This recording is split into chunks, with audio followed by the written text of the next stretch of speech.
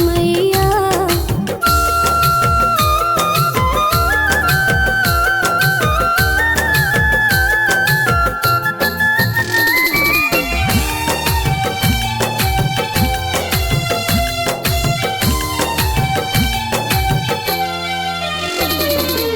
सास ससुर पहले अखिया के ज्योति है मैया तोहरे करनवा। हो गइले अमर कहानी तोहार पूजे लागल जहनवा। परग परग चाली हो परग परग चाली बांध ले हो धगवा वट सावित्री मैया। वट सावित्री मैया कादा अमर सुहागवा वट सावित्री मैया। कादा अमर सुहागवा वट सावित्री मैया।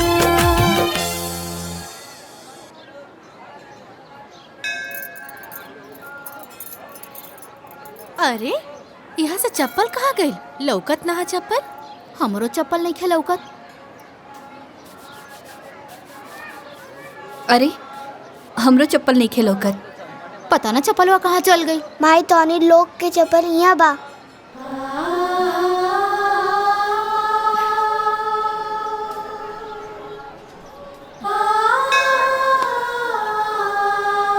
बाबू इला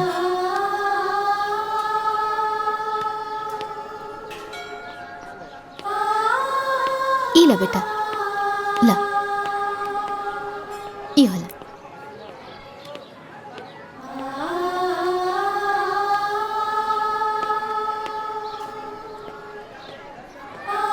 बाबू तोहर नाम का बा?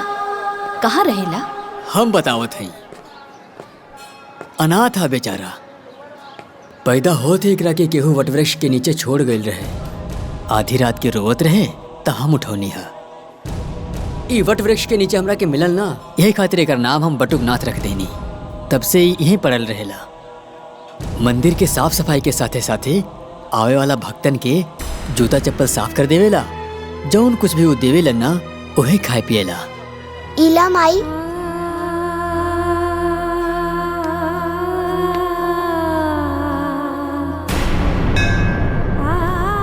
बेटा तू हमरा के माई कहला। हमार बेटा बनबा। हमरे साथ घरे चलबा।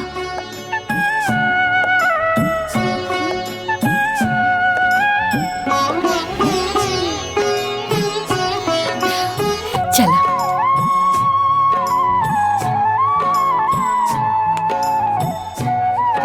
आवा।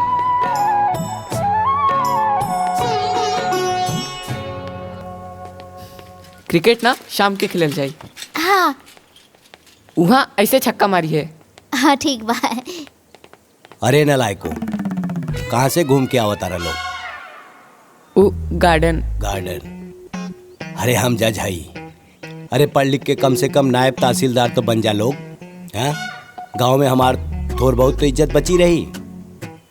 ये देखा कपड़ा गंदा कर लेला लोग। कहाँ खेलत रहला? अरे लइकन के डांटल छोड़ी और है ली प्रसाद ले ली।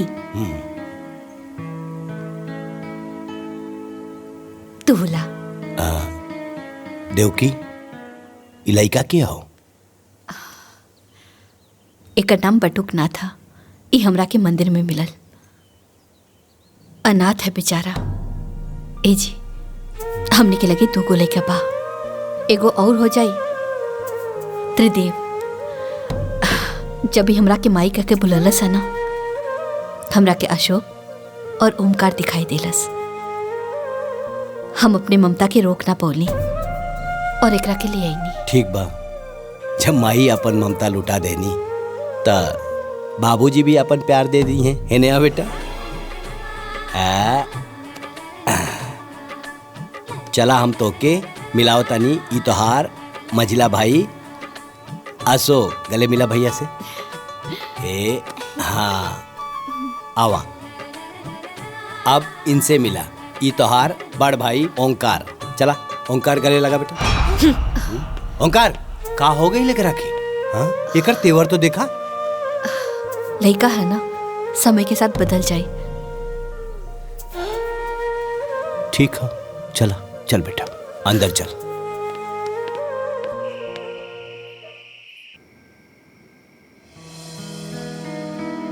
माई टनी रोटी दो ना। माई तरकारी द। हाँ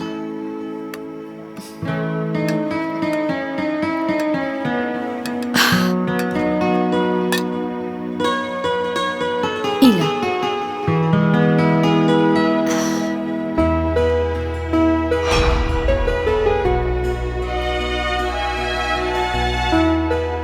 माई टनी गुलाब जामुन दो ना।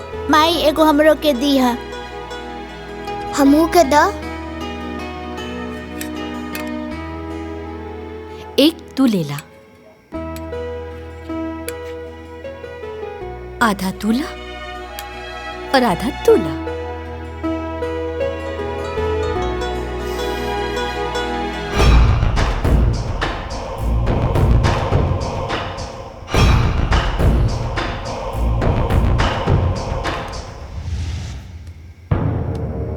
अरे माइक लगे हमने क्या सोते था।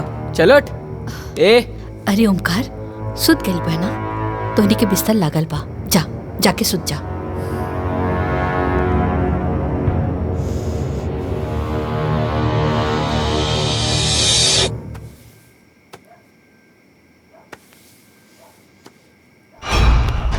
जब से ही आइल बा हमनी के कुछ ना कुछ छीनता। पहले गुलाब जामुन छीनलस, फिर माई के कोरा। काल तई हमनी के जमीन जायदाद घर द्वार सब छीन सकेला। ई हम ना होके देव, कब्बो ना होके देव।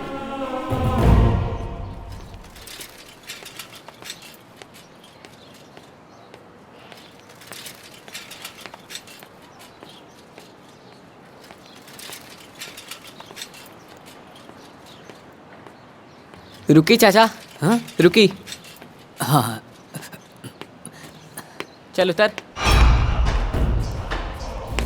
तोर ठिकाना आ गइल बा, अब हमनी के साथे एक कदम भी आगे मत बढ़ाइए। चली चाचा। हम हूँ स्कूल चलम। माई गुस्सा करी। भैया ऐसा मत करो। हम अशोक के भाई हई, अशोक हमार भाई। ते न दोबारा हमनी के भैया मत कहिए और हमनी के साथे मत आवा। चली चाचा। हम ना हटब। लागत आते ऐसे ना मानबे। हम माई के बात मानब, बस माई के। हम स्कूल जाए तो स्कूल जाए। बार बार हमनी के माई के आपन माई कहता रे। अरे हमार माई कोनो मंदिर के प्रसाद नहीं खे। हमरा लागत आते लात के भूत बाड़े, बतिया से ना मानबे। हाँ अरे भैया ये छोड़ तू बच्चा। अपन काम करा। अरे भैया मत मारो भैया। इमरा के मत मारो, जबरदस्ती भैया आपके मत मारने के भाई नहीं। अरे भैया रुको, बात सुनो। मत मारो भैया, मत मारो। मालकिन, मालकिन, का भाई? मालकिन, ओमकार बाबू बटुक के मारत हुवन। का? हाँ मालकिन, वो आपस में लोग झगड़ा कर ले बाड़े। चली जल्दी।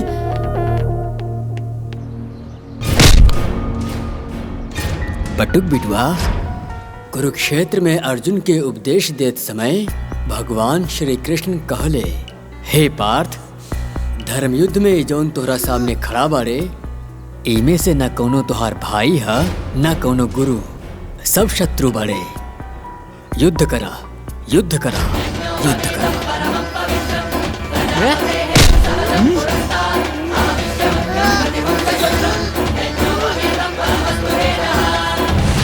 ओमकार, बटुक, छोड़ दा, छोड़, छोड़ ओकरा के।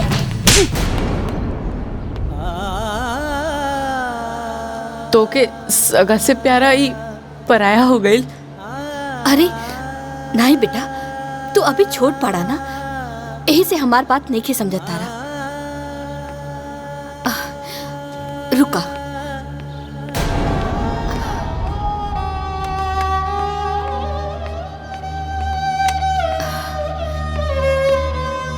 ओमकार बेटा, है 3 लकड़ी तू एक साथ तोड़ा।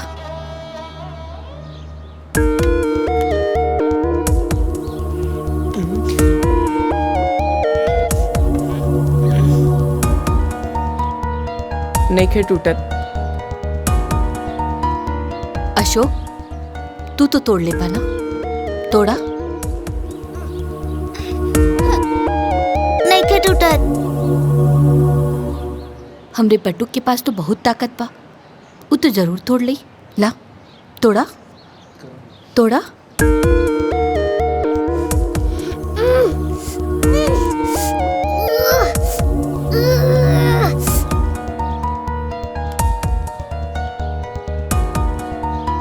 एक काम करा, इला एके तोड़ा।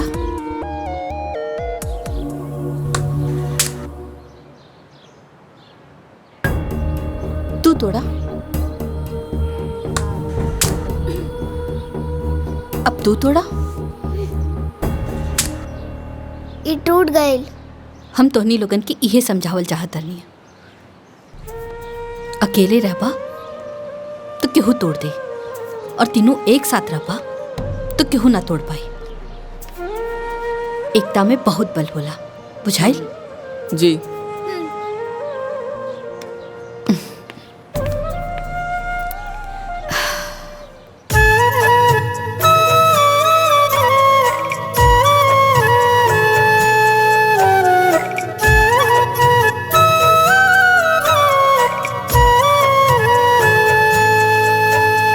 चांद सूरज तारा मोरे भवनवा में, देखे के काबा चला अब गगनवा में, गिना मोगरा गुलाब मोरे अंगनवा में, महके के काबा चल अब चमनवा में,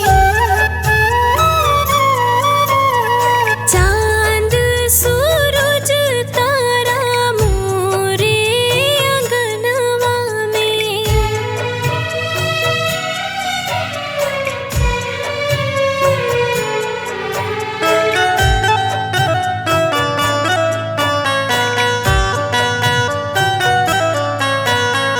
कितनो लुटाई सनेहिया के हम, मोरे अचरा के प्यार कब होखे ना कम, तू बेटवा बना माई हम ही बानी, माई हम ही बनी तोहर जन्म जन्म, मोरे बेटवन नियन बेटा ना होखी जहनवा में, देखे के काबा चल अब गगनवा में,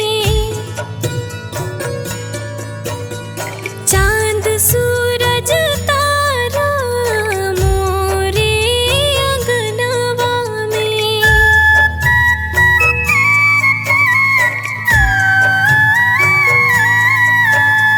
सांस टूटे भले हाथ छूटे नहीं, जग रूठे त रूठे माई रूठे नहीं, बात कितनो बड़ी होखे माई रहे खड़ी, रहे माई खड़ी ये घर फूटे नहीं, ये घर मंदिर हवे देवता खड़ा समनवा में, देखे के काबा चल अब गगनवा में,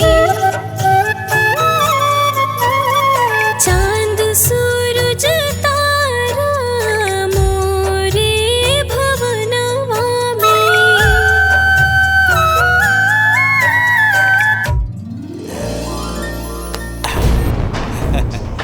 खुश रहा हमारा बेटा।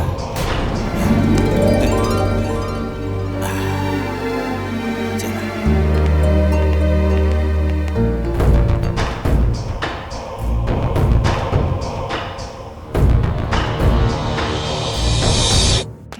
आज रउआ सब हमरा घर के दिवाली देखी और हमरा परिवार के सभी सदस्य से मिली। आई।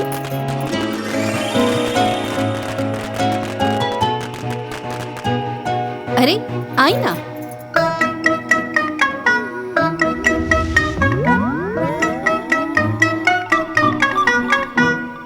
ये है हमार बड़का बेटा ओमकार और वो है हमार बड़की पतो माया। एकरा हाथ में ना झाड़ू पोछा कम और लाली लिपस्टिक ज्यादा रहेला। चली अब घर के दूसरा सदस्य से हम आपके मिलावतानी। आई इनसे मिली।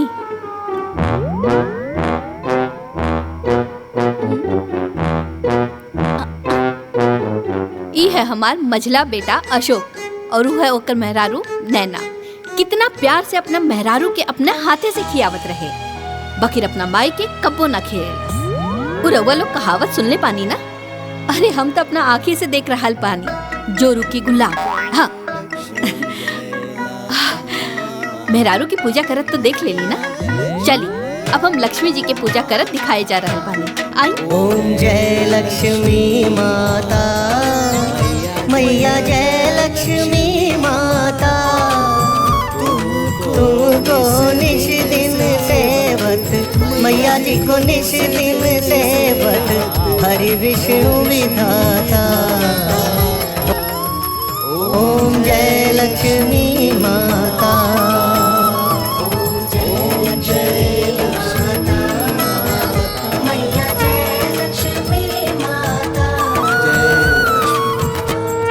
इकरा के पहचान ली रहुआ लोग? अरे ई हमार सबसे छोटा और दुलरुआ बेटा बटुकनाथ। यहाँ के तो जरूर पहचान गए हो खब। एकदम सही, ई हमें हमार पति परमेश्वर। जय माँ जय माँ जय जय माँ जय माँ जय माँ जय जय।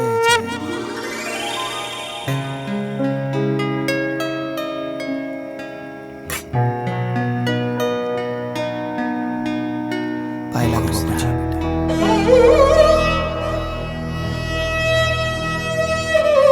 खुश रहो।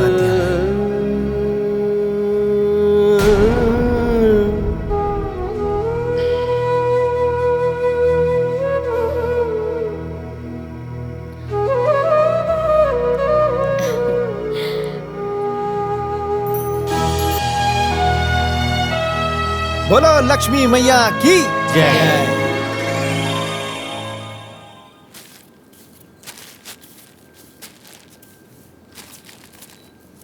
बटुक, ए बटुक। हाँ माई बोला का कहा तारू? हाय देखा ना, ये सीधा पिसान ना पंडित जी खातिर पान देने बानी। हाय ले जा करके ना दे दिया। ठीक बा।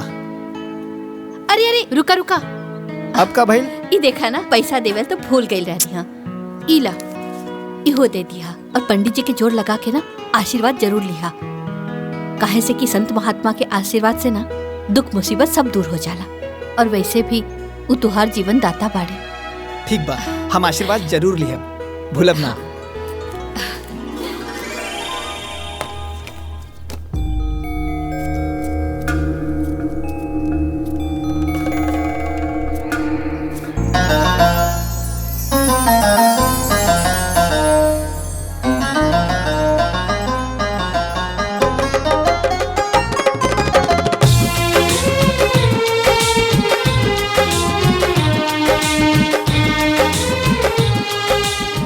भैया जी प्रसाद दी।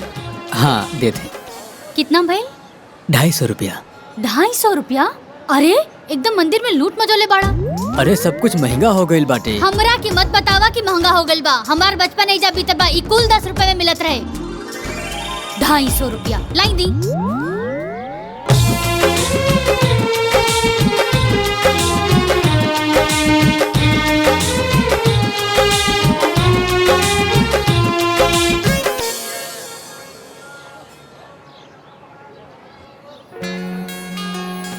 पाँव लागत बानी पंडित जी, आशीर्वाद बनैले रहब। खूब खुश रहा बेटा, ईश्वर करे तू हमेशा खुश रहा।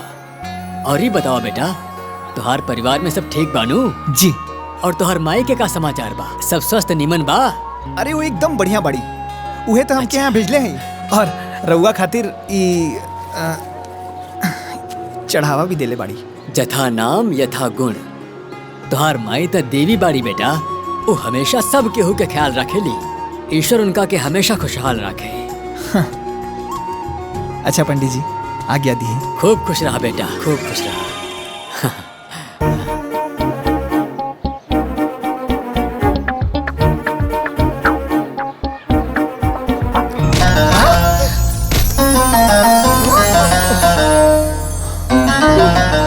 अरे आंधर बाड़ा का, हाँ दिखाई नहीं देत, हमार सब प्रसाद गिरा देला।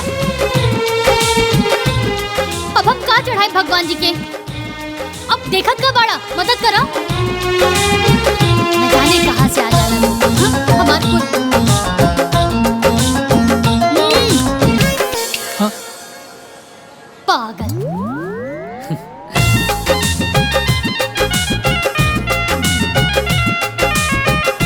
बटुक बेटा। जी पंडित जी। का सोचत बाड़ा? कुछ ना पंडित जी। पहचानलाई के रहली? के रहल? अरे ई उहे सावित्री रहली जौन अपना माई के साथे इहवा आवत रहे, आ तू जेकरा साथे खेलत रहला, कबो कबो लड़त भी रहला।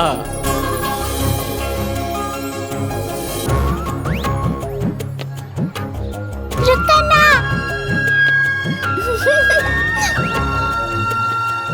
सावित्री बेटा, का करा तारू? इला प्रसाद लेला। नहीं हमार हम ना दे। अरे ना ना लड़ाई के, तोहरा खातिर भी बा। रुका, इला हाँ खेला। हाँ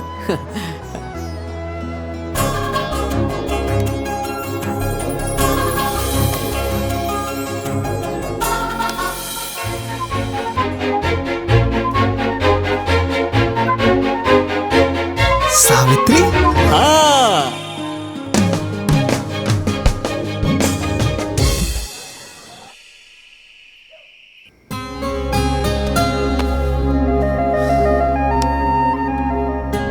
अरे आंधर बाड़ा का, हाँ दिखाई नहीं देत, हमार सब प्रसाद गिरा देला। अब हम का चढ़ाए भगवान जी के?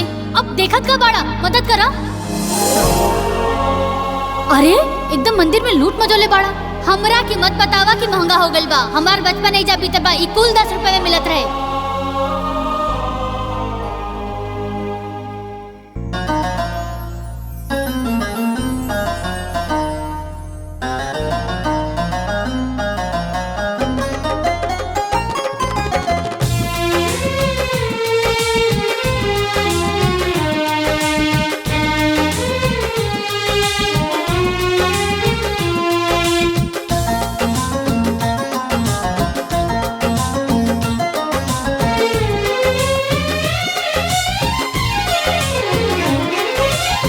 धीरे धीरे प्यार बढ़े लागल, रानी बढ़े लागल।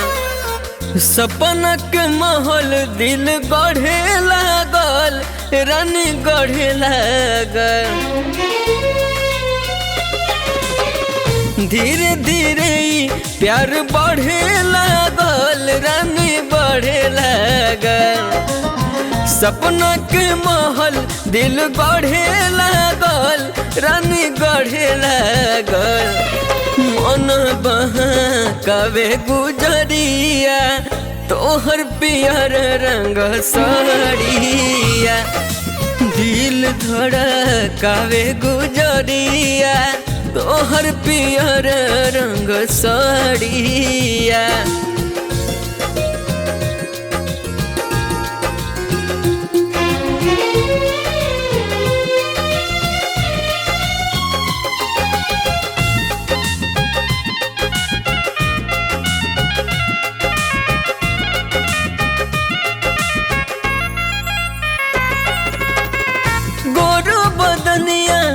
जोर करता मन मोहे सुघराई।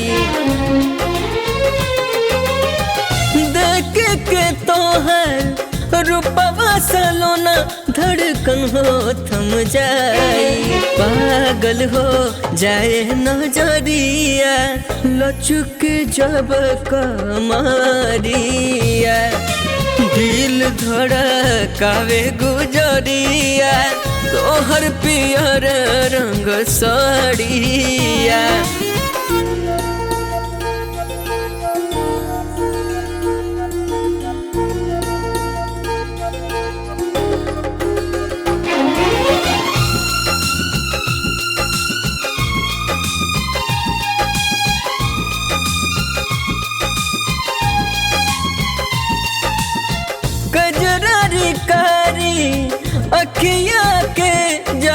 भइल ऐसन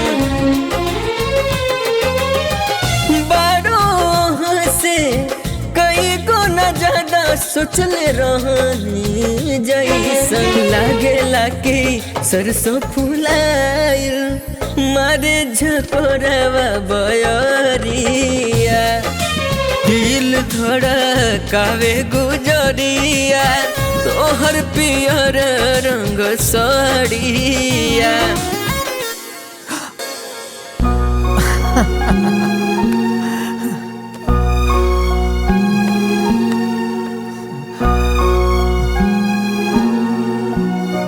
अरे खाना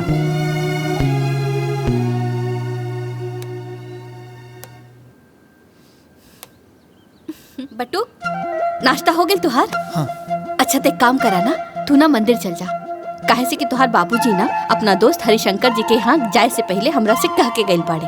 आज मंदिर में सामूहिक विवाह है ना, तो ओहिजा कोनो चीज के कमी ना होके के चाहिए। और हाँ, हमरा तरफ से ना हर एक जोड़ा के एक एक लिफाफा दे दिया। ठीक बा माई, अभी जाता नहीं।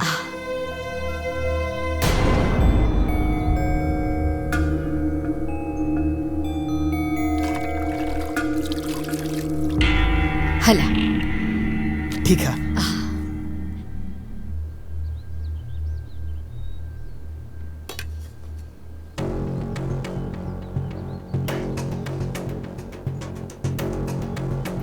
हमने के का देखता नहीं जा।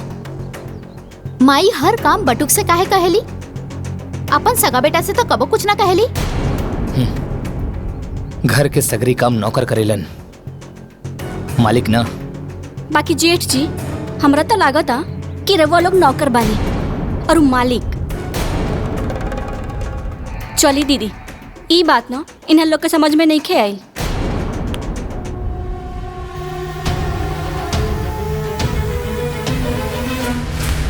जाहिदा, तू खाना खाना। पंडित जी, बाकी सब दूल्हा दुल्हन तो आ गए ठीक बालो। बा। पूजा की विधि की व्यवस्था हो सब हो गई गइल बा। बा। और कुछ कमी बेसी होए तो रवा देख लिया, कोनो कमी न रहे के चाहिए। जाए जाए। हाँ, बाकी सारा लोग आ गए। हाँ, पाए लागत बानी पंडित जी। खूब खुश रहा बटुक बेटा। भगवान करे तोरा जीवन में आनंद ही आनंद होके। ई लिही पंडित जी। ई कहा? ई हमार माई सामूहिक विवाह में दुल्हा दुल्हन खातिर ई उपहार भेजले बाड़ी और आगाह कईनी है कि कोनो और समस्या होई त बेझिझक कहब। अरे ना ना, एकर कोनो जरूरत नहीं खे। काहे कि सारा व्यवस्था तो गुप्ता जी कर ही दिले बाड़े। कोनो चिंता की बात नहीं खे। बटुक बेटा, ये उपहार तू नौ दंपत्ति के अपन हाथ से ही दिया, बड़ा अच्छा होई। जौन आ गया पंडित जी।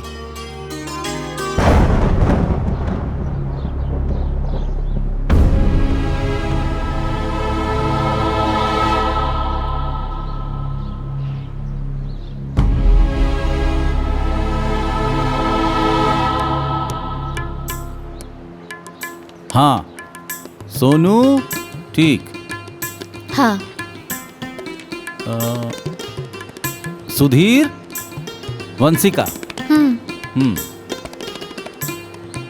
मोनू, प्रिया। ठीक बा। रवि, सावित्री। ई लड़की के गार्जियन के बा? हम बने पंडित जी। दूल्हा कहाँ बा? अभी ना आयल बड़े पंडित जी, औते हुई। थोड़ा देर और इंतजार कर ली। बियाहे के मुहूर्त निकलल जात बा। जाई जल्दी जाई, ओकरा के बुलाई। अच्छा पंडित जी, हम देखत बानी।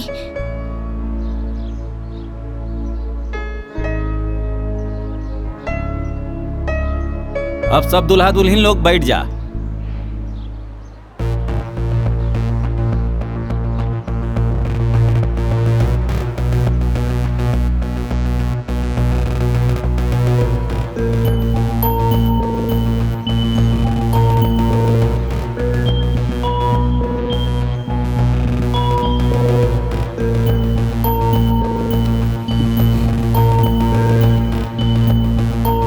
कहाँ रह गई अभी?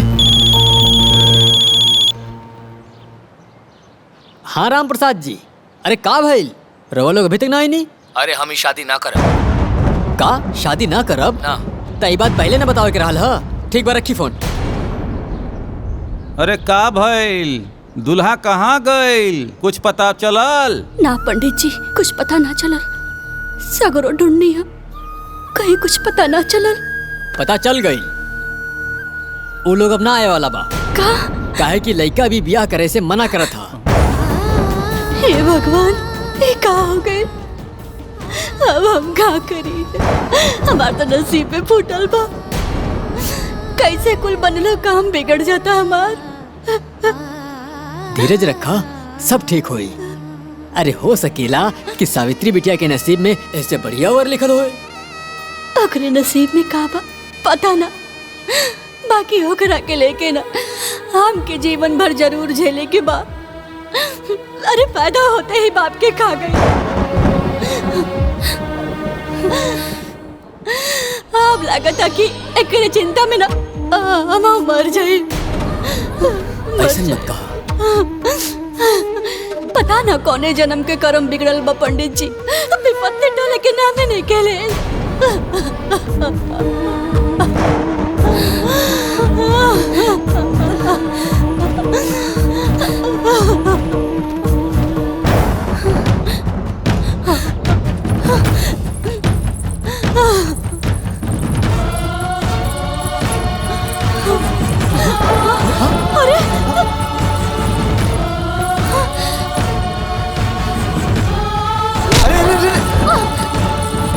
ई का कर बड़ू, ई ठीक ना बा।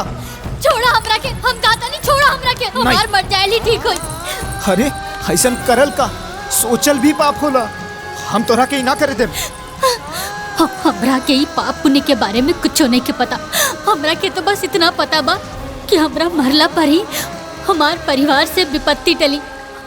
हमरा के मर जाएदा। अरे ऐसन मत बोला, भगवान पे भरोसा रखा। भगवान के घर में देर बा, अंधेर नहीं। वो तो हर समस्या का समाधान खोजले हुई है। और इस संसार में बहुत नेक लोग बाड़े। देखिए एक दिन केहू ना केहू तोहार हाथ थाम ले। इस संसार में ऐसा केहू ना होला जे बेसहारा के सहारा दे सके। केहू नहीं के ऐसा, केहू नहीं के ऐसा। अरे नहीं नहीं, अभी भी इंसानियत जिंदा बा। बहुत लोग बाड़े। तका तो हमार सहारा बन सकेला।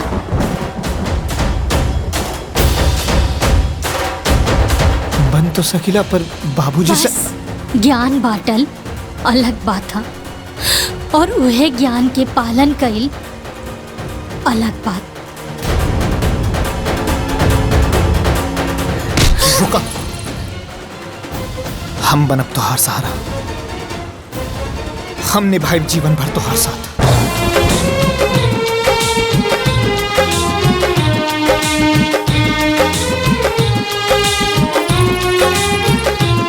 अब वर वधू एक दूसरा के गला में माला डालिए। ओम वक्रतुंड महाकाय सूर्यकोटि समप्रभ निर्विघ्नं कुरु मदेव सर्वकार्येषु सर्वदा।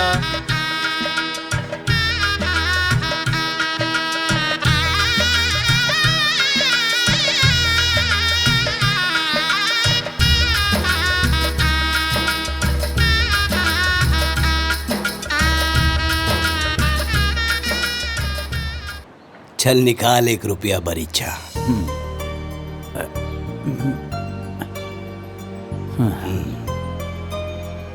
आज से तोहर बेटी हमार घर के बहू भइल और हमार बेटा तोरा घर के दामाद। ठीक रही ना?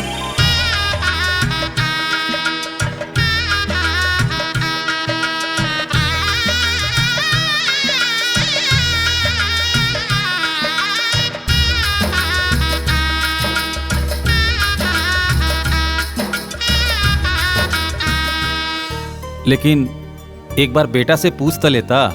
अरे हरिशंकर हमार दोस्त, तारा के पता नहीं खे। बाप के वचन बटुक खातिर शपथ के समान हो।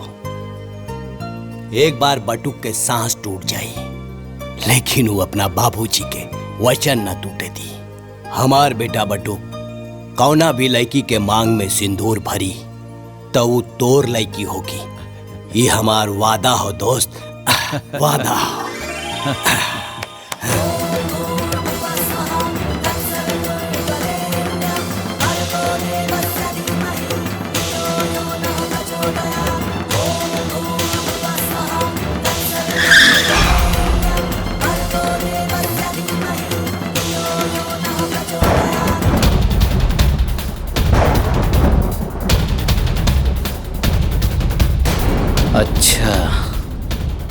बाबूजी के बड़ा नाच रहे ना एकरा पे।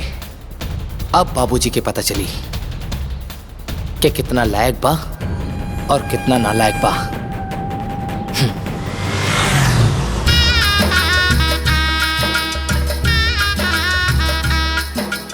हे भगवान तुहार लाख लाख शुक्र हा।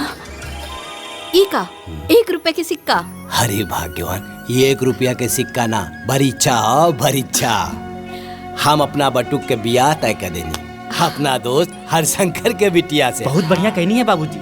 सगुन तो सगुन होला, चाहे 1 रुपया हो चाहे 1 लाख रुपया का हो। अब हमरा समझ में आई कि रउआ रोज सवेरे सवेरे अपना दोस्त के घरे काहे जात रहनी है। अपना दोस्ती के रिश्तेदारी में बदले। चली बटुक के बियाह तय हो गई। बियाह तय ना भइल बा, ऊ बियाह क ले बा। उहो सामूहिक विवाह मंदिर में। हे ओंकार, ये का बकवास करता रहते? अरे हमार बटू कैसे ना कर सकेला? अरे ते बचपने से ओकरा से जले ले, यही खातिर इस तरह बात करता रे। अरे हमार बटू बिना हमरा से पूछ ले, बिना हमारा आज्ञा ले ले शादी कैसे?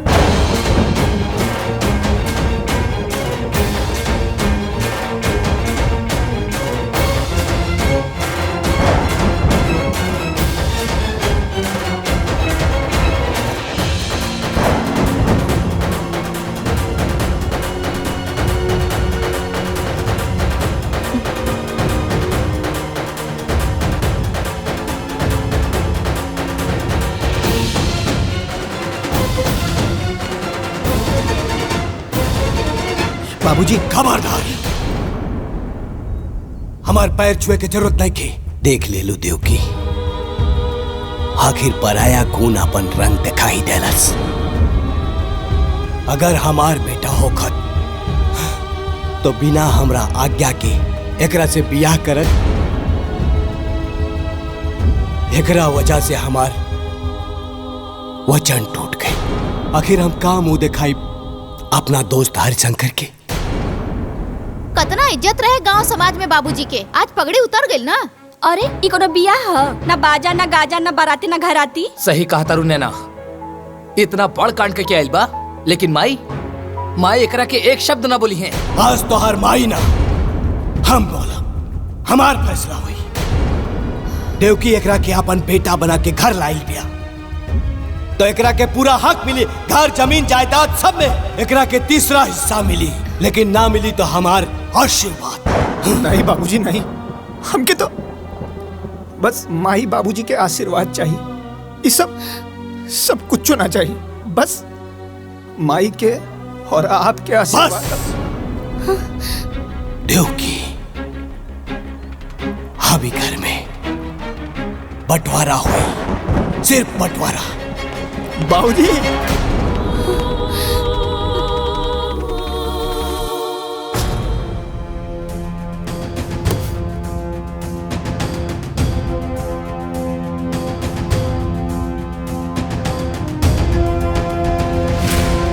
देवकी, गलत हिस्सा में खड़ी बढ़ो, अपना हिस्सा में आवा। सुनाई नहीं के देत? देवकी, सुनाई नहीं के देत? कान खोल के सुन ला। अगर वही जय रहा के हो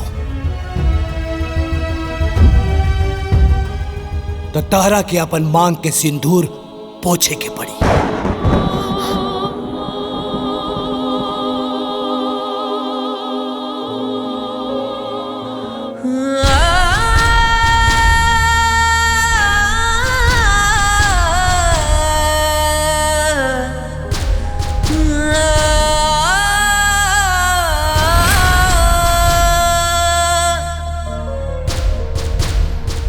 सुख दुख में खड़ा रहे, गजब संजोगवा होला। दुनिया में सबसे प्यारा अपन लोगवा होला। दुनिया में सबसे प्यारा अपन लोगवा होला।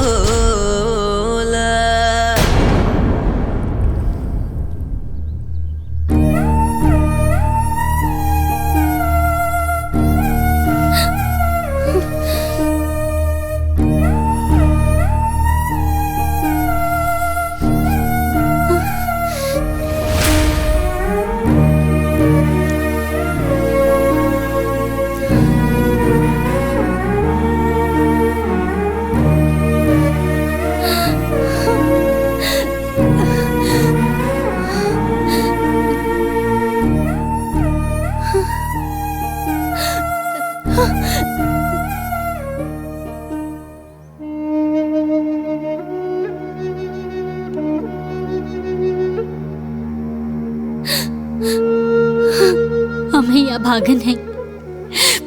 पहले बाबूजी के साया सर से उठ गई और जब ससुराल आईनी ता घर के बंटवारा करवा देनी।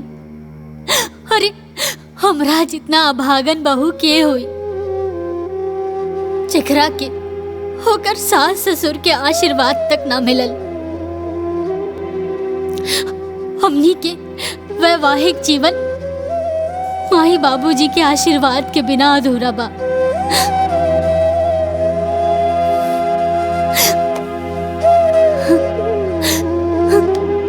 तू अपन दिल छोटा मत करा।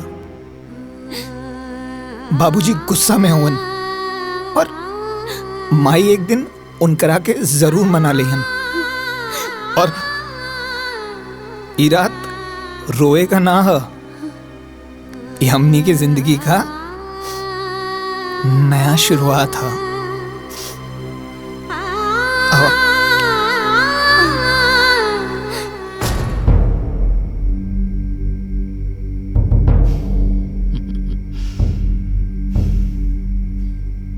देखी सांप भी मर गई और लठियों ना टूटल। जे काम हमनी करल चाहत रहनी वो खुदे कर लेलस। बस बाबूजी जैसे ओके अपना दिल से बाहर निकाल दिले ना, वैसे एक घर से बाहर निकाल देती तो इस सगरी जमीन और जायदाद, एक घर और द्वार हमनी दोनों भाइयन के हो जात। अरे टेंशन मत ली अंगूर खाई। अरे खाई ना और वक्त के इंतजार करी, वो एक दिन जरूर आई। काहे कि माया नाम हवे हमार और माया के माया अपरंपार होला।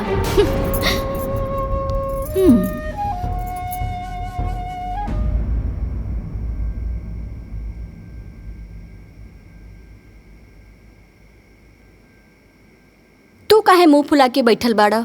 नैना, आज जौन घर में भइल अच्छा ना भइल। बाबूजी के बट्टू के माफ कर देवे के चाहत रहे। आज माई के त्रिदेव खंड खंड हो गई। एकदम दिमाग में गोबर भरल बा का? त्रिदेव खंड खंड हो गई। अरे एक दिन जमीन जायदाद सब कुछ खंड खंड हो जाई। ओकर सोचा कि कैसे सब कुछ ठीक हुई। अगर कुछ कर ना सकेला तो चुपचाप सो जा। मातम मनावला के जरूरत नहीं खे।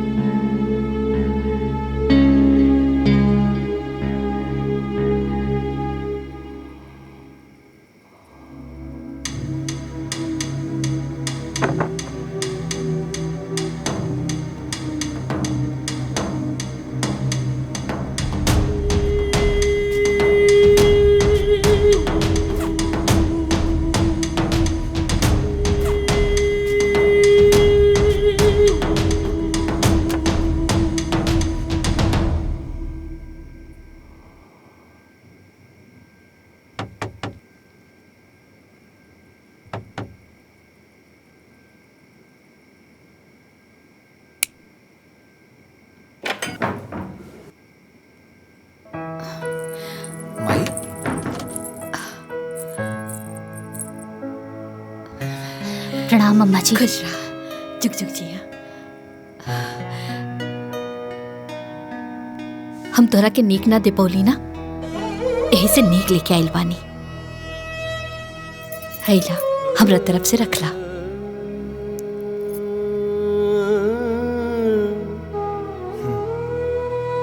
रखला ना।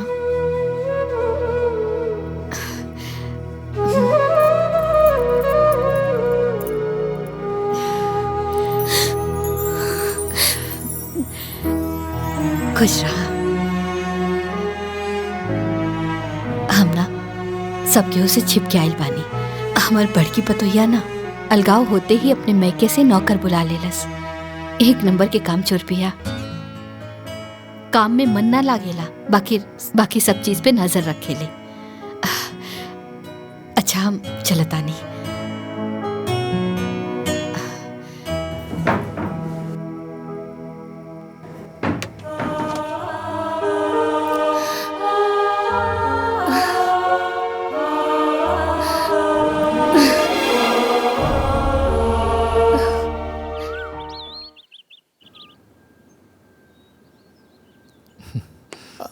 राजेश। हाँ भैया।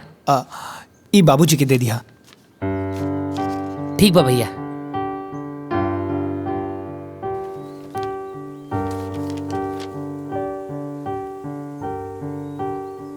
ली बाबूजी चाय पी ली। हाँ रख दा।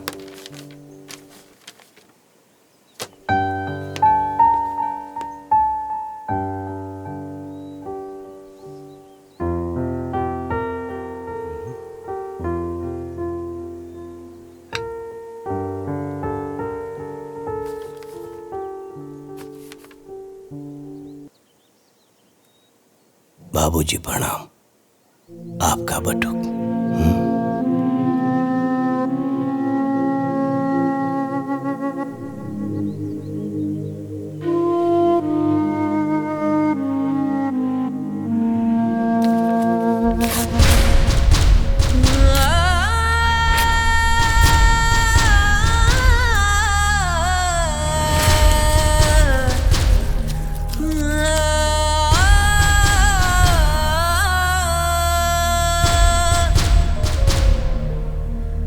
सुख दुख में खड़ा रहे गजब संजोगवा होला। दुनिया में सबसे प्यारा अपन लोगवा होला। बाबूजी। ए छटकी। जी जेठानी जी बोली।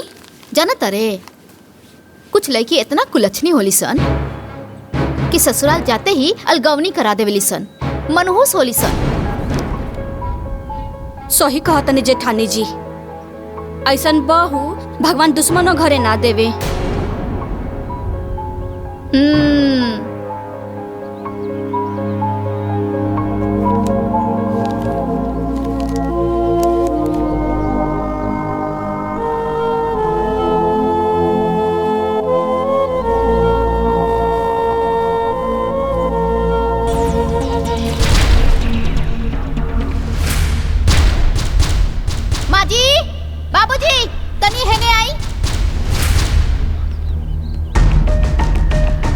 का फिर बहू?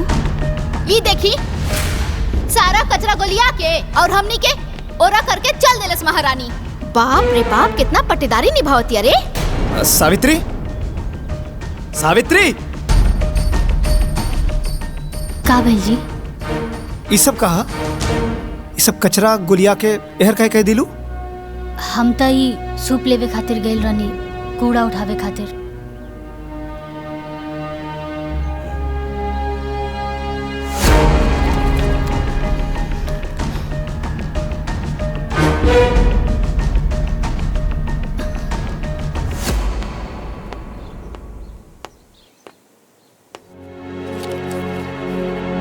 जयप्रकाश बाहर आवा।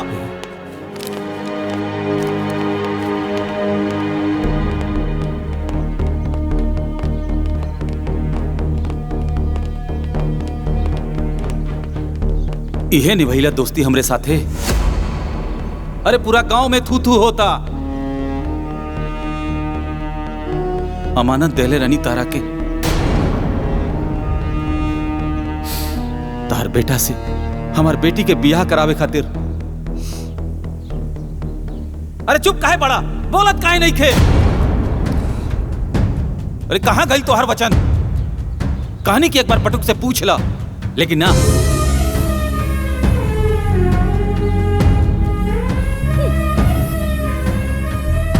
जाना तरू देव की भोजी कि का कलश हमरा के? बटुक शपथ के समान बा। बटुक के सांस टूट सकेले, लेकिन ओकर बाप के वचन ना टूट सकेला। अरे आप का भाई? बोलत का नहीं का, चुप काहे बड़ा? का करी अब हम?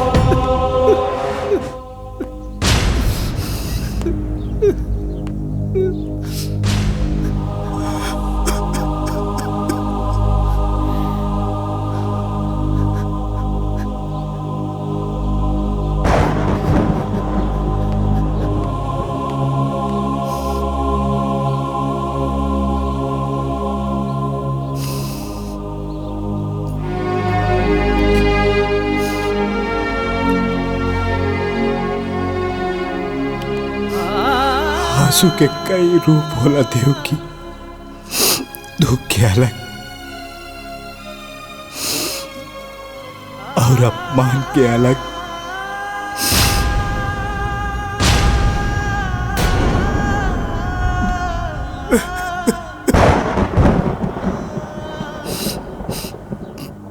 दुख के आंसू पिया जाला,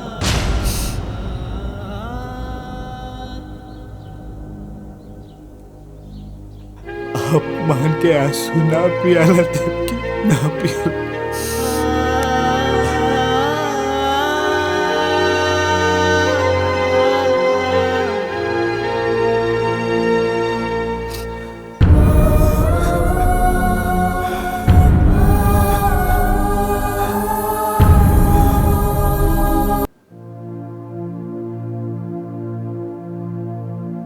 आज हमार वजह से पहली बार केहू घर में घुस के बाबूजी के इतना सुना के गई। आज तक पूरे गांव में केहू हमार बाबूजी के कुछ ना कहले रहल। बड़ा इज्जत रहल बाबूजी के। ए जी, ई बात का लेके रहुआ अपने आप के मत कोसी जी, मत कोसी।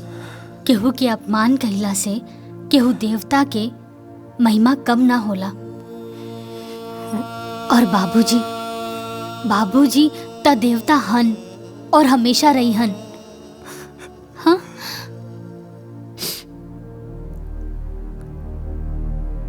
आज तक देवता के भी अपमान हो गए।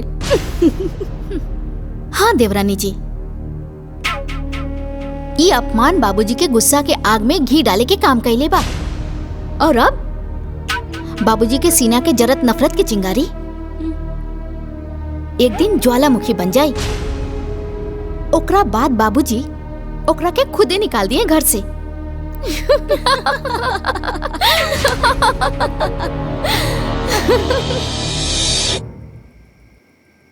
रामू, एक गिलास पानी लावा।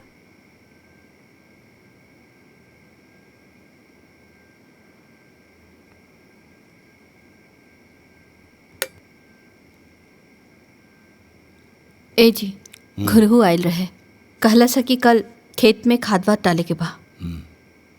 भटुक, काल सवेरे तू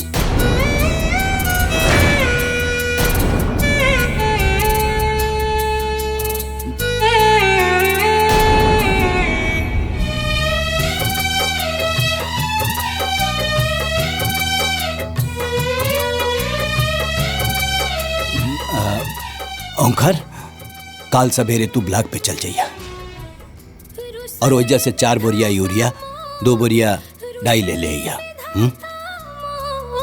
कुछ ना बुझात बा, जिंदगी के नैया कवना होरिया बहल जात बा। जिंदगी के नैया कवना होरिया बहल जात बा। पट्टुक के भुलावल इतना आसान नहीं खे। अरे केहू हमार कोटी और जूता दी कि ऐसे ही चल जाई बाजारे? कहाँ बाड़ा सन? इली बाबूजी।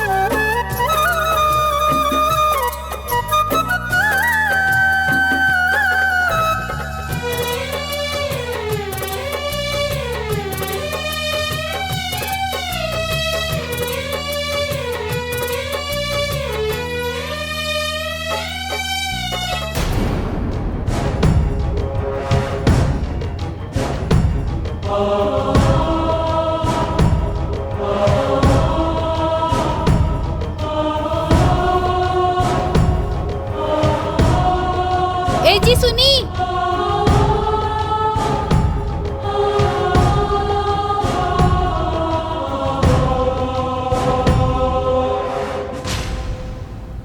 सुनी जी।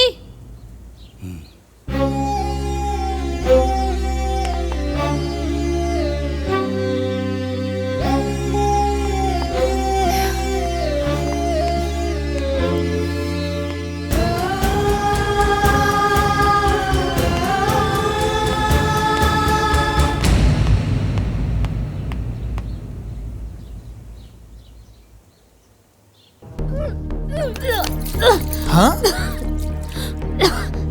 का भइल हो? तबीयत तो ठीक बानू? उल्टी? ई उल्टी कोनो दिक्कत ना हाजी, बल्कि खुशखबरी है। हम माई बने वाला बानी और रहुआ बाबा। सावित्री,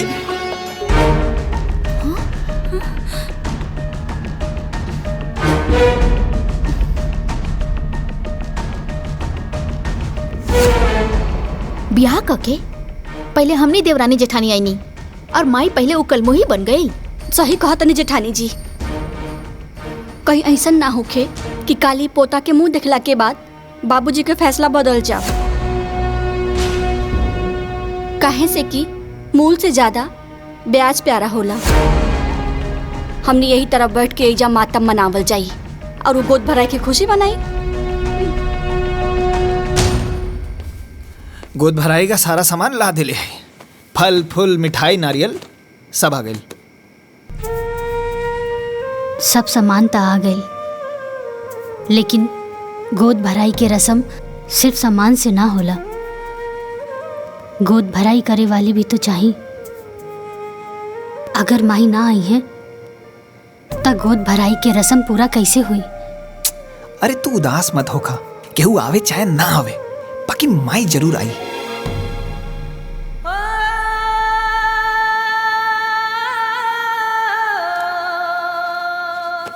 लाई पैर दबा दे।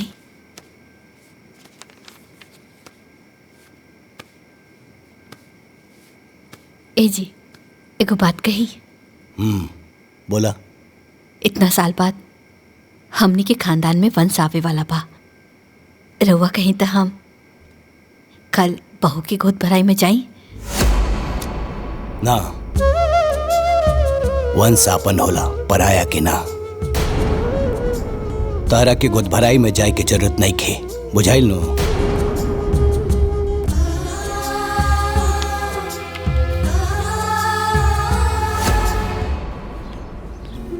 ए दीदी।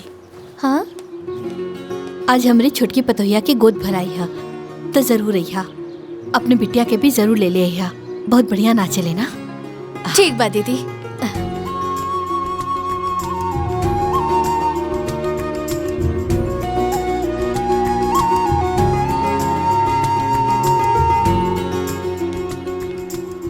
बिटिया, आज ना हमरे छोटकी पतोहिया के गोद भराई है तो जरूर अइहा। ठीक बा, आ जाई।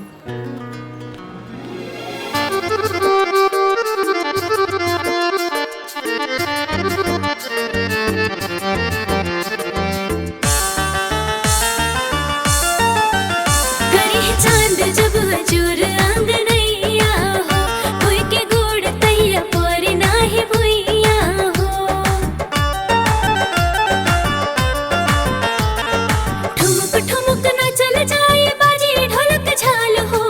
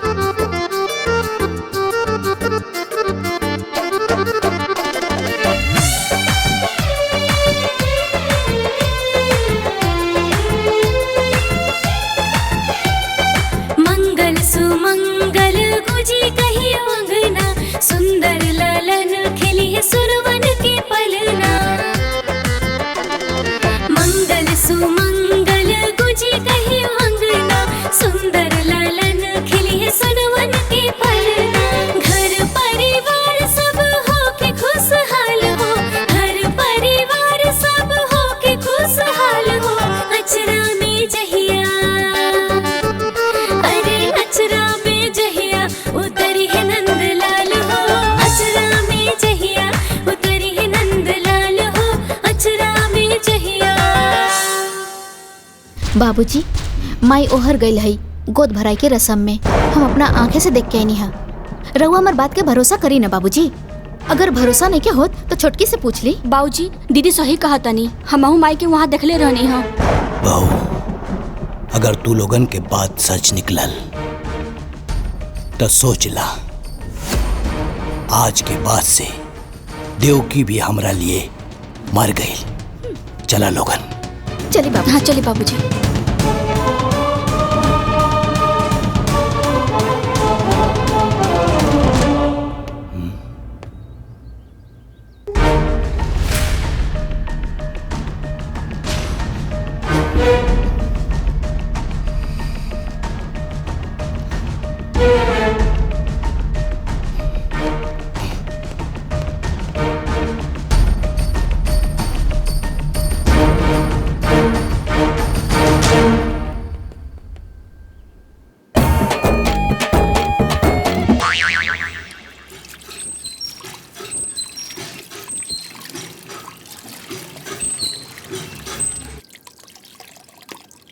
अरे तू रुका, हम ले जाता नहीं।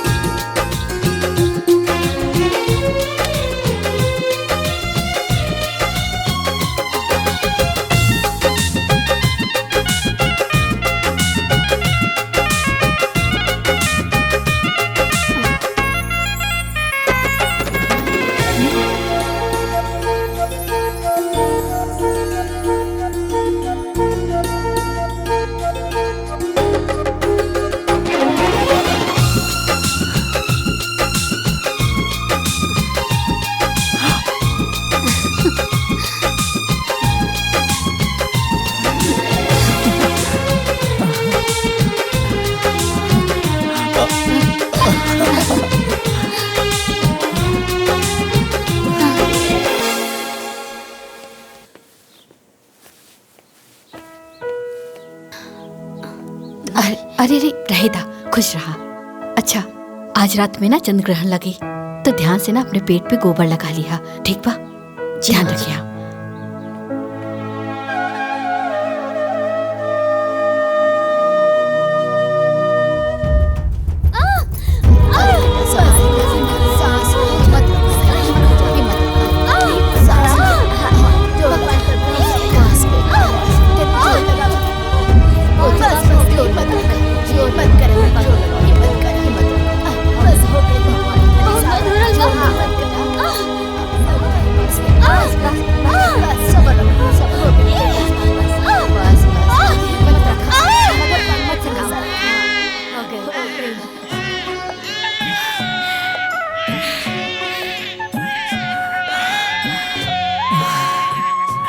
हे भगवान। बेटा भैला, बेटा भैला, बेटा भैला, बेटा।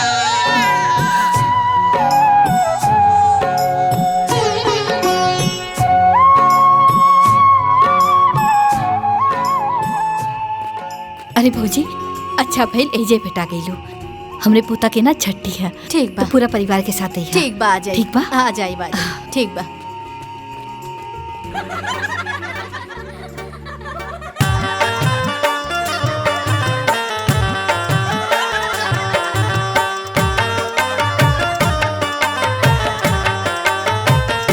धनी धनी पंडित बाबा, धनी उपरोहितीन हो। ललना धनी बास गुनवा के राती, ललन आजू जनमेल हो। ललना धनी बास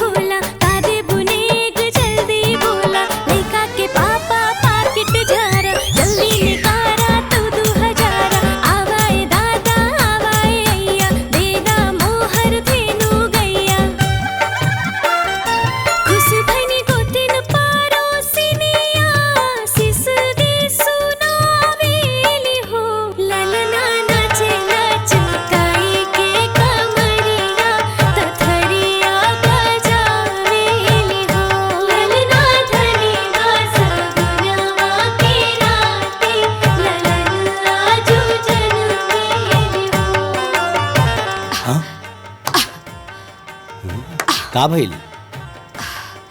वो घर में मच्छर बहुत हो गई बा। हाय देखी। ठीक हो, मारा मच्छर।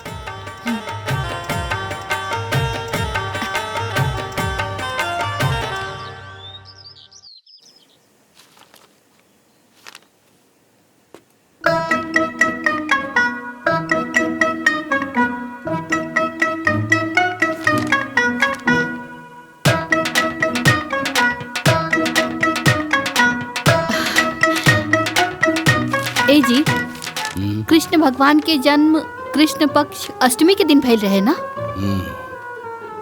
और महीना भादो के और दिन बुधवार रहे ना? अनहरिया में झमाझम बारिश होत रहे। का बात है, आज भगवान श्री कृष्ण के जन्मदिन बहुत याद आ रहा बा। नहीं नहीं, और रउआ का अखबार में लगल बा? चाय पी ना, ठंडा हो जाए। हाँ हाँ।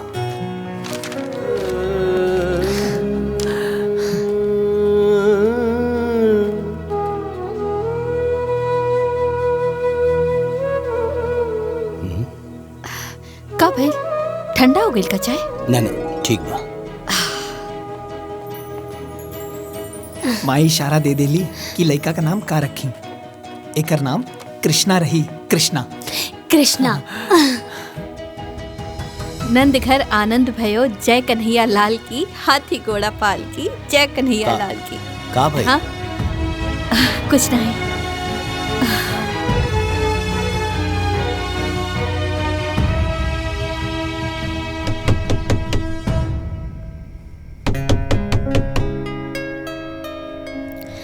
ले ले ले ले ले ले बापू मेरा।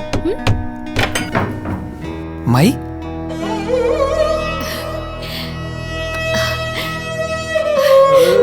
इना चांदी के कंगन बाबू खातिर लाइल बानी, पहना दिया। हाँ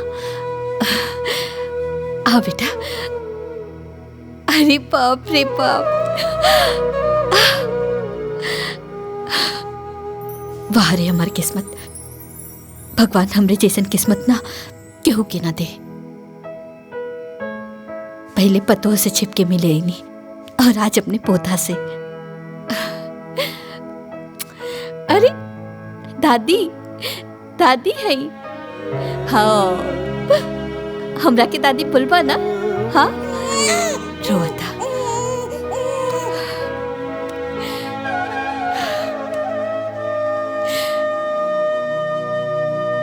आपन ख्याल रखिए।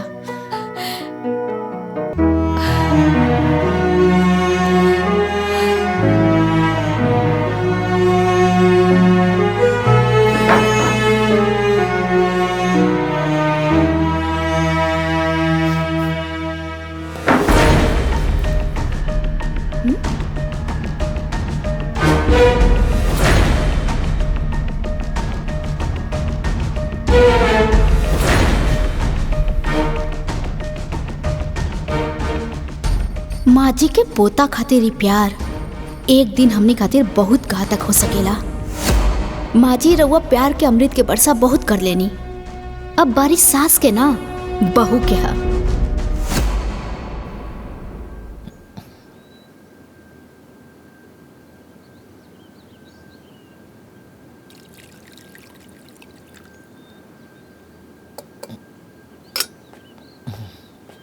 ए रामू, तनी चापाकल से हमार नहाए खातिर एक बाल्टी पानी ले आवा। पता नहीं क्या सुबह से बहुत हाथ पिरा था।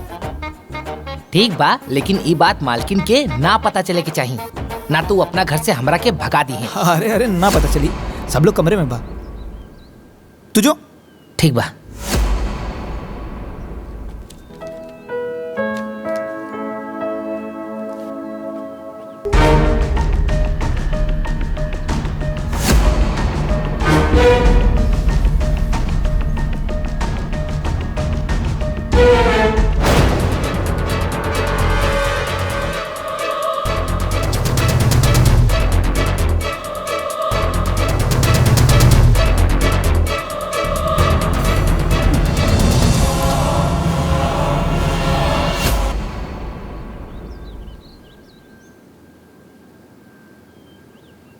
अरे ब्लॉक प्रमुख जी, रउआ हमार गांव वालन खातिर नल के व्यवस्था करा दी। हाँ ठीक बा, हम ब्लॉक पे आ जाए।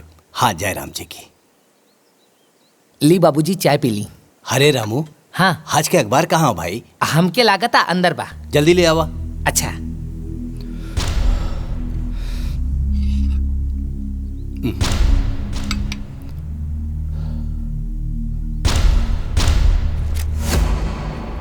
बाबूजी प्रणाम। आपका बटुक।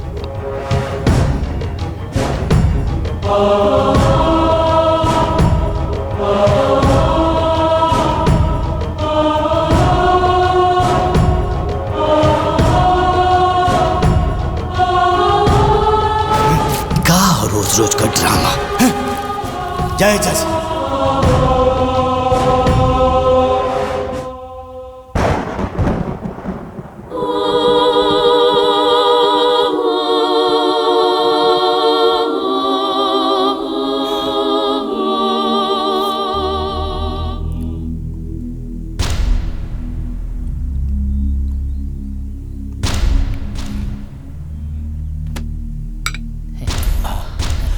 काबिल बाबूजी। बाबूजी चक्कर का होता? चक्कर होता? ओमकार भैया, अशोक भैया, मालकिन, भाई जल्दी आए। देखिए बाबूजी के अरे बाबूजी, बाबूजी, मालकिन, बाबूजी, देखिए काबिल, बाबूजी। नौटंकी मत कर। हमनी के दोनों बेटा बानी जाही जा। बाबूजी के तोहरे सहारा के कोनो जरूरत नहीं खे। बुझाइल? अरे चल ना, अस्पताल लेके चल ना। अशोक, अरे बोल पे ले चल अस्पताल बाबूजी लेके चल बे। ले चल। संभाल के आराम से।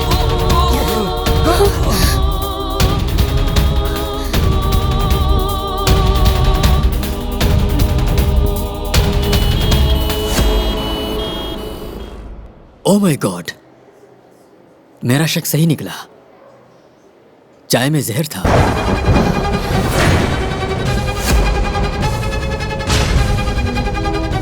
देखे, मैंने जहर को निकाल दिया है। आप बिल्कुल ठीक है, बिल्कुल ठीक है। घबराने की कोई जरूरत नहीं। आप लोग इनको घर ले जा सकते हैं। ओके? जी डॉक्टर साहब।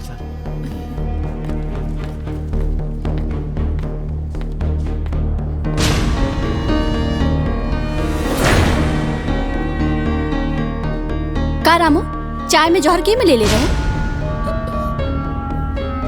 ना मालकिन ना, चाय में जहर हम ना डलनी। बस बाबूजी के चाय लेके गई रहनी। तो किचन में केहू औरो आइल रहे का? हाँ, बटुक भैया आइल रहले।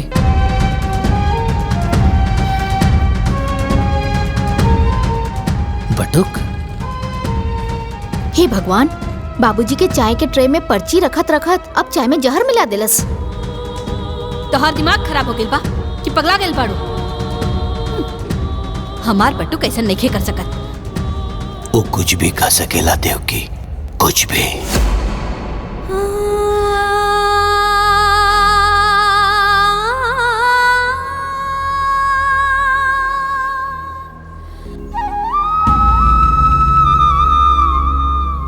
हे भगवान, हमार बाबूजी के कुछ ना होके दे।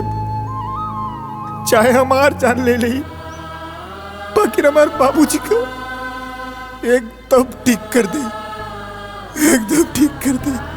बटुक, बाबूजी, बाबूजी। का भइल? विश्वास नहीं की होत हमरा की जिंदा देख के? अरे हमरा के का पता रहल कि हम अपना ही घर में सांप पाल रहल बानी, जौन एक दिन हमरा के डसी। अरे आशीर्वाद ना देनी तो चाय में जहर मिला दे लेते। ना बाबूजी ना, ऐसा मत कहा। हम तारा चाय में जहर नहीं के डलने बानी।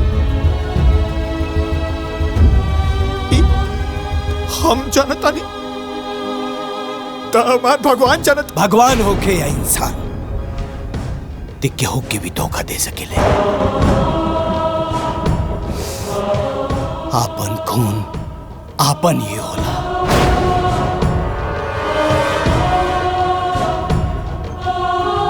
पराया खून पराया ही होला, ये आज हम जान गए नहीं। रिश्ता के अहमियत ई का समझी देव के। तू ही एकर हाथ पकड़ के घर में लायल रहलू और आज तू ही एकर हाथ पकड़ के घर से बाहर निकलबू। ये हमार फैसला हो। अरे बाबूजी, चाहे हमरा के डांट ला, चाहे हमरा के मार के घर से निकाल दा, लेकिन हमरा के माथे पर इतना बड़ा कलंक लगा के हमरा के घर से बाहर मत निकाला बाबूजी। हट निकाला बाबूजी। देवकी, सुनाई नहीं की देख। खड़ा रहे गजब संजोगवा होला। दुनिया में सबसे प्यारा अपन लोगवा होला। दुनिया में सबसे प्यारा अपन लोगवा होला।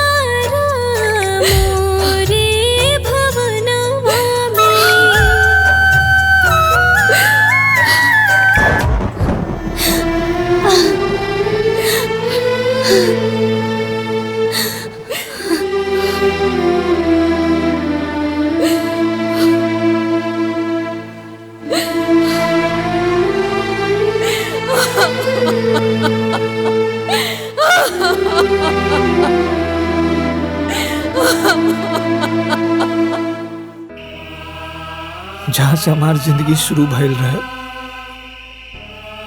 आज फिर से हम वहीं आ गए बानी। मत रोआ बेटा, मत रोआ। अरे सच के चांद के झूठ के बादल घेर ले बा। समय की हवा चली, एक दिन ही झूठ के बादल उड़ जाए, फिर सच के चांद चमकी, एक दिन जरूर चमकी।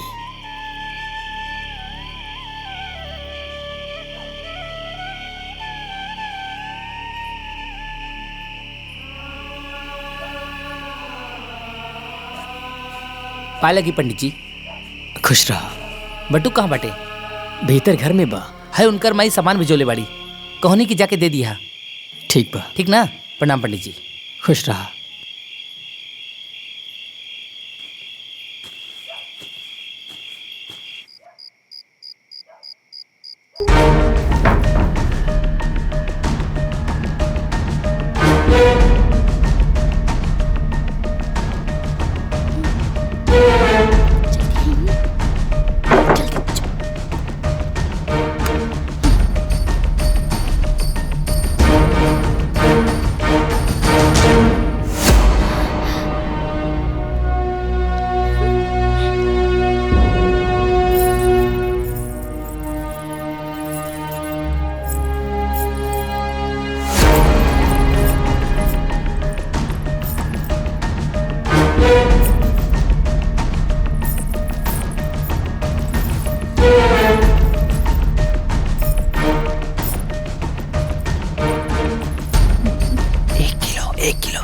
किलो बा।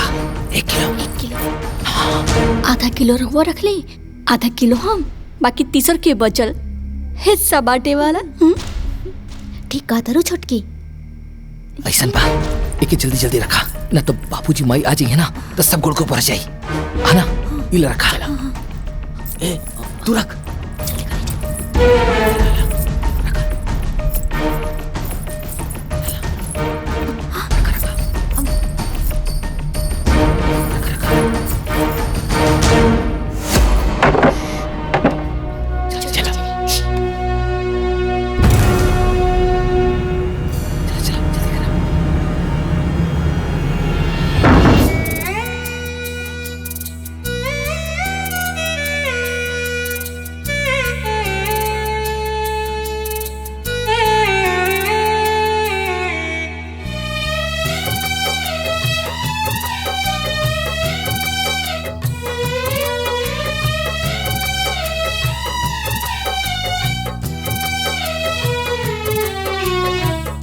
रुसले विधाता मोर, रुसले विधाता मोर, कुछ ना बुझात बा। जिंदगी के नैया कवना होरिया बहल जात बा।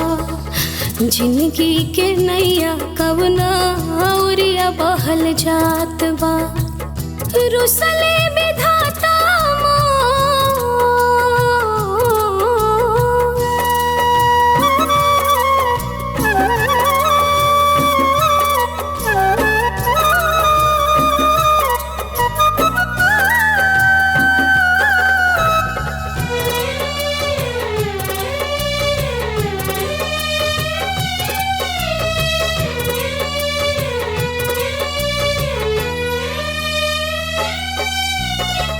जिंदगी छोटी कैसे ढोई, इतना बड़ बड़ बातों खवा।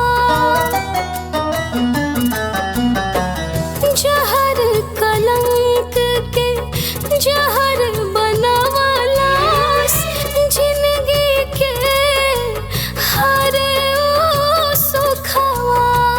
गूंग बा समैया मोर, गूंग बा समैया मोर, ना केहू करत बात बा। जिंदगी के नैया कवना ओरिया बहल जात बा। जिंदगी के नैया कवना ओरिया बहल जात बा।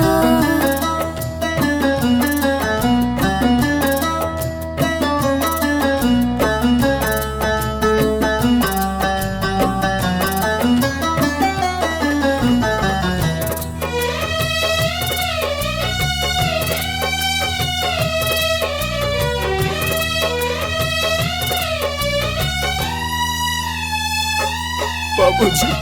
पाथर अखिया आंसुअन सींचे, होल उगे ना उगे काटा। हम ना जानी तू जाने लो, हे वट सावित्री हे माता। अखिया के पीछे हमरे, अखिया के पीछे हमरे, के कैले घात बा। जिंदगी के नैया कवना ओरिया बहल जात बा। जिंदगी के नैया कवना ओरिया बहल जात बा। रुसले विधाता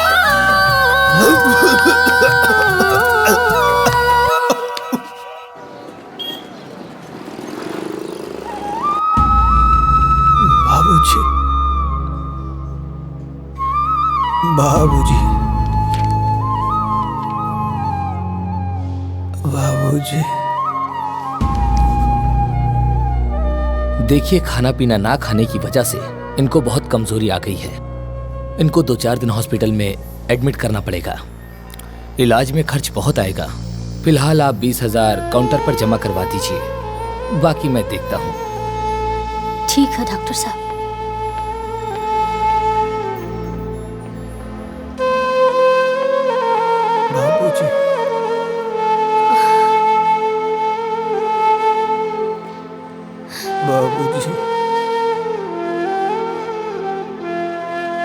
बाबूजी।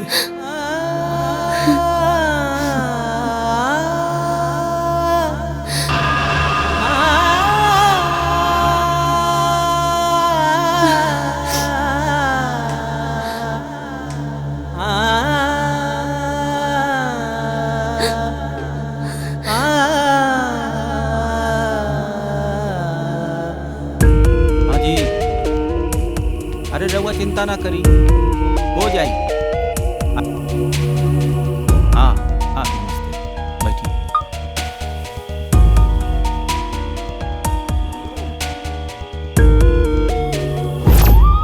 हाइला हमरे तरफ से रखला।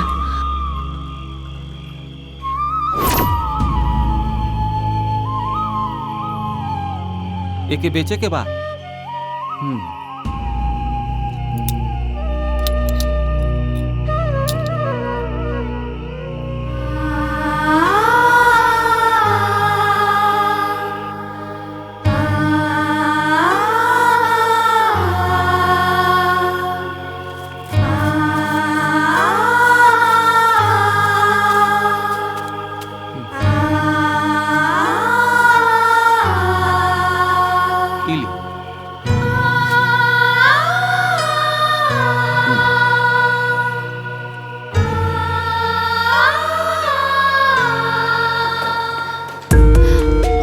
सुनी भैया,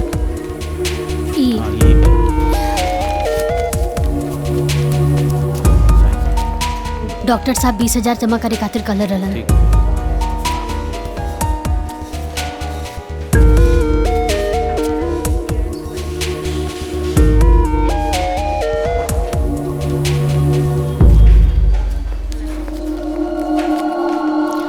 डॉक्टर साहब, अब तबीयत कैसन बा? हमने उनका इलाज शुरू कर दिया है, लेकिन हो सके तो उनके बाबूजी को बुला लीजिए, क्योंकि वो बार बार उन्हीं की रट लगा रहे हैं। हो सकता है कि उनका आना दवा से ज्यादा काम करे।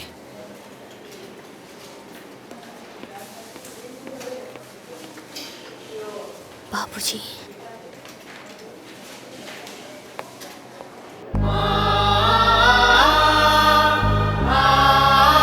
बाबूजी, बाबूजी। का करी? बाबूजी के कैसे लेके आई, कुछ समझ में नहीं के आवत। बाबूजी,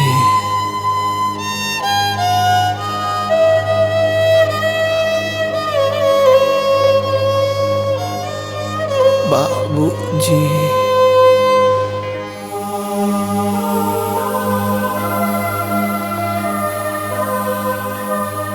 सावित्री बिटिया, बटुक कैसन बा? पुजारी बाबा, तनी को आराम नहीं के, तनी को आराम नहीं के। सावित्री बिटिया मत रोवा, हिम्मत से काम ला। कल वट सावित्री माई के व्रत बा, तूहू व्रत रखा। सावित्री माई सबके सुहाग के रक्षा करेली, तोहरो सुहाग के रक्षा उहे करी है। अरे जौने वटवृक्ष के नीचे सावित्री माई के निवास बा, उहे वटवृक्ष के नीचे बटुक हमके मिलल रहे। सावित्री माई के आशीर्वाद बटुक के बचपन से ही मिलेला। जना तारू बिटिया, सावित्री माई यमराज से 3 गो वर मंगले रहली, और सबसे पहला वर अपना अंधा सास ससुर खातिर मंगले रही। अब तू होता अपन सास ससुर के पूजेलू, तब माई तोहरा के आशीर्वाद काहे न दी है बिटिया। बिटिया तू व्रत रखा, फिर देखिया सावित्री माई के ऐसन चमत्कार होई कि उनकरा के साथे साथे माई बाबू के आशीर्वाद भी बटुक बाबू के मिल जाई। हम वट सावित्री माता के व्रत जरूर रखब।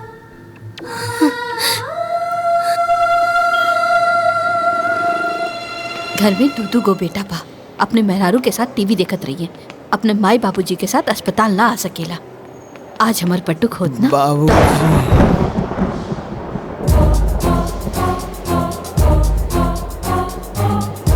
बाबूजी, हमार बटुक अस्पताल में। बाबूजी। डॉक्टर साहब, एक हाँ बोलिए। ई लड़का के का भइल बा? कोई बीमारी नहीं है, उसे कोई सदमा लगा है, इसीलिए काफी कमजोर हो गया है। बेहोशी की हालत में भी बाबूजी बाबूजी बोलता रहता है। बाबूजी। सुख दुख पता नहीं कैसा निर्दयी बाप है इसका कि एक दिन देखने तक ना आ सका। Excuse me. बाबूजी। दुनिया में हमार आत्मा तो आज भी माने के तैयार नहीं थे। हमार बेटो ऐसा कुछ कर सकेला, ओकर बाबूजी ओकरा पर विश्वास नहीं करत। इससे बड़ा सदमा और का हो सकेला। हमार पतोहिया सब परेशानी अकेले सहलस। हमार पोता कहाँ होई, केकरा पास होई हमार पोता? ए जी, दुख में दुश्मन के पास भी चल जाला। आज तक रवा जौन कुछ भी कहली हम मना न कैली। आज हम रवा से हाथ जोड़ के विनती करतानी, हमरा पतो और पोता के पास जाए दी। हम अपने सुहाग की क्रिया खा के कहतानी कि खाली दूर से देखब, बात न करब। मान जाए, हम विनती करतानी, मान जाए। बाबूजी।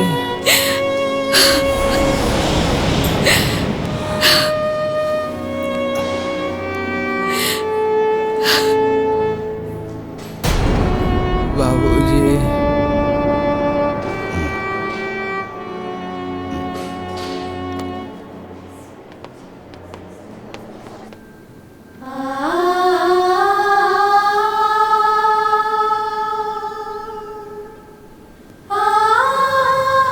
लोग ईश्वर से सब कुछ मांगेला, बाकी हमनी खातिर तरवा लोग ही ईश्वर बानी। हमनी के आपन आशीर्वाद दे दी, हमनी के आपन आशीर्वाद दे दी। हम जाना तानी कि राहुल आशीर्वाद के बिना हमनी के जीवन कबो सुखी ना रही।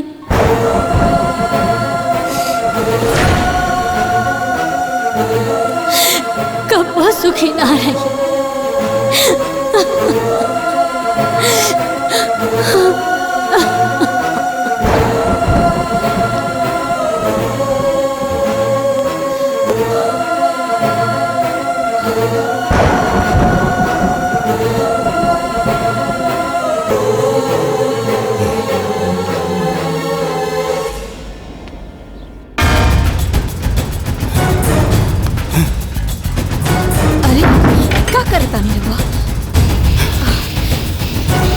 अरे सुनी,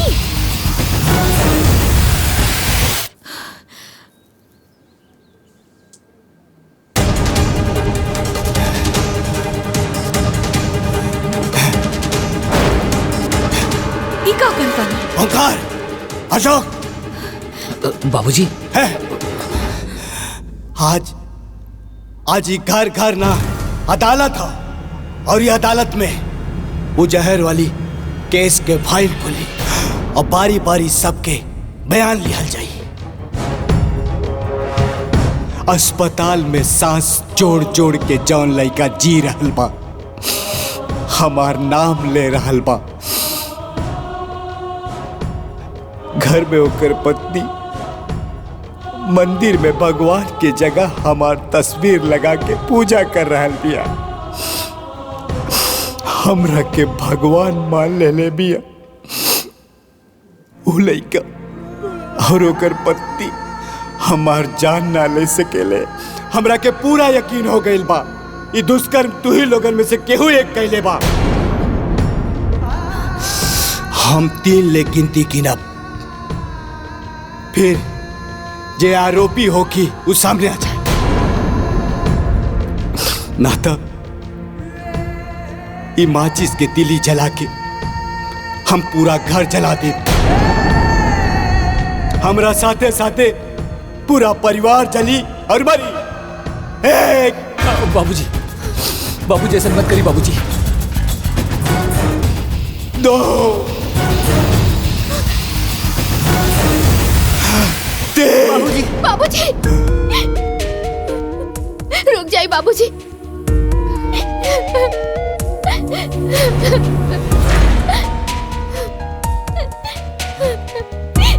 ये महापाप हमरा से हो गए बाबूजी, हमके माफ कर दी।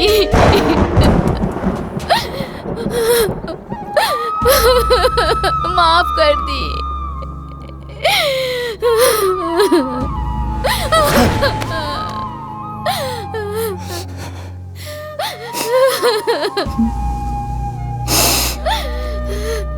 ये पाप ते काहे कैले रे पापी, काहे कैले?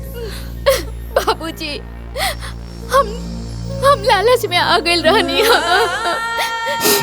हम ही ना चाहत रहनी कि घर जमीन जायदाद के 3 हिस्सा लागे।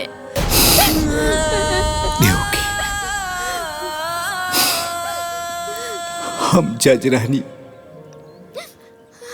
अदालत में सबूत और गवाह की रोशनी में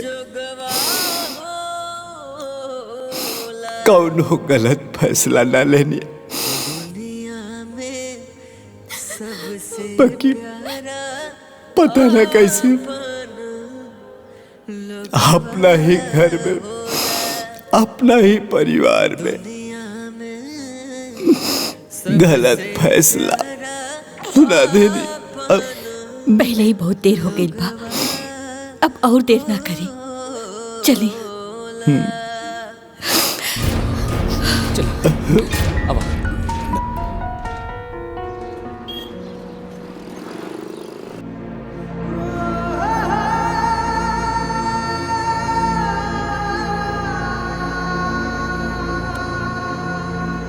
देखिए सावित्री जी, हमने बहुत कोशिश की, मगर हम डॉक्टर हैं, भगवान नहीं।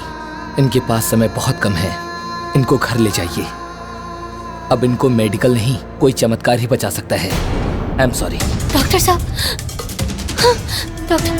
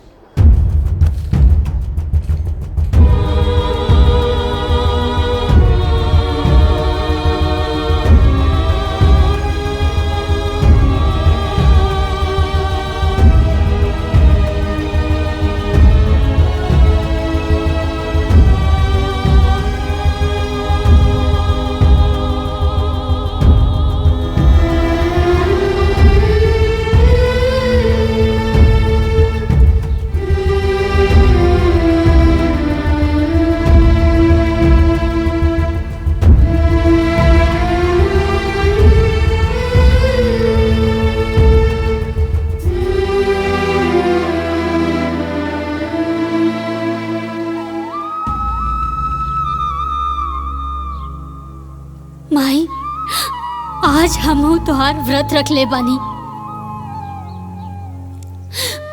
अपना पति के लंबा उम्र खातिर याद रखिए माई, अगर आज हमार सुहाग उजड़ गई तो दुनिया के कोनो भी औरत राहुल व्रत ना राखी।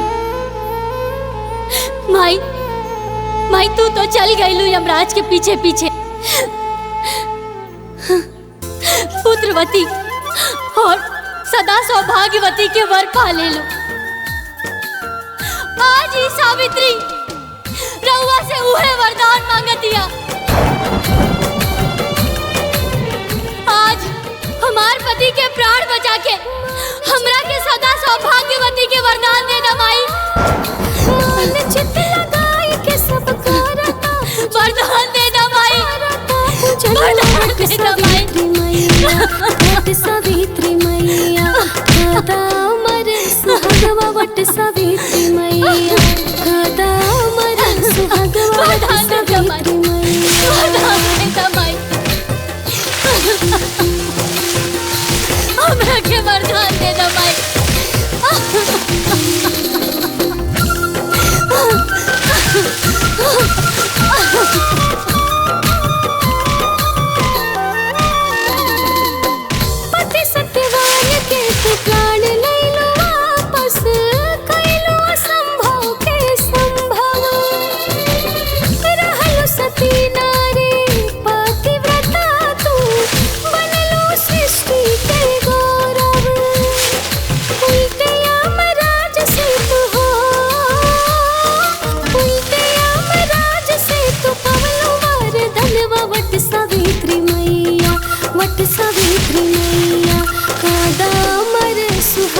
वट सावित्री मैया कादा अमर सुहागवा वट सावित्री मैया। बाबूजी बाबूजी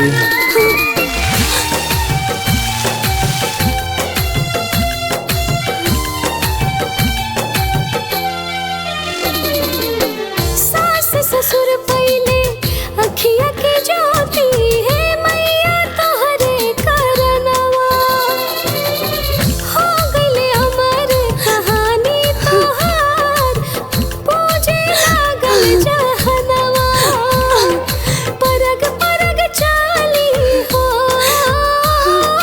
परग परग चाली बांध ले हो धगवा वट सावित्री मैया वट सावित्री मैया कादा अमर सुहागवा वट सावित्री मैया कादा अमर सुहागवा वट सावित्री मैया।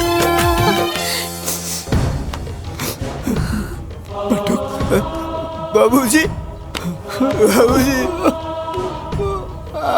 बाबूजी बाबूजी बाबूजी आ गए बाबूजी आ गए।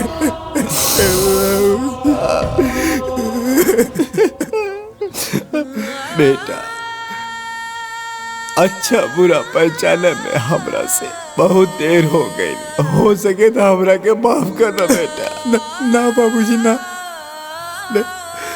रहुआ तो हम जैसन अनाथ के नाथ हुआ, हमरा से माफी मांग के हमरा के इतना छोट मत करा बाबूजी, शर्मिंदा मत करा।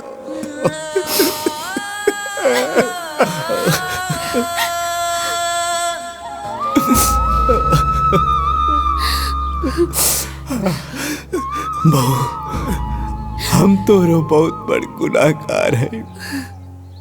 तू दोनों बियाह का के आइला तो हाथ पसार के तू लोगन के स्वागत करे के रहल, लेकिन हम अभागा बाप तू लोगन के धुतकार के ही घर से निकाल देनी।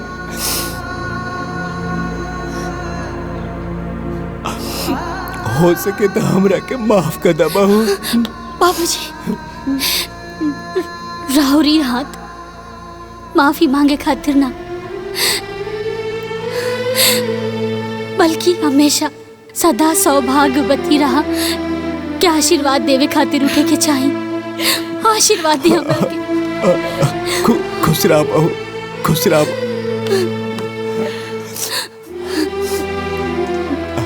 देखी अब हमार बेटा और बहू हमरा साथे रही, हमने के सब साथे रह जाए। पंडित जी दे हाँ संभाल के।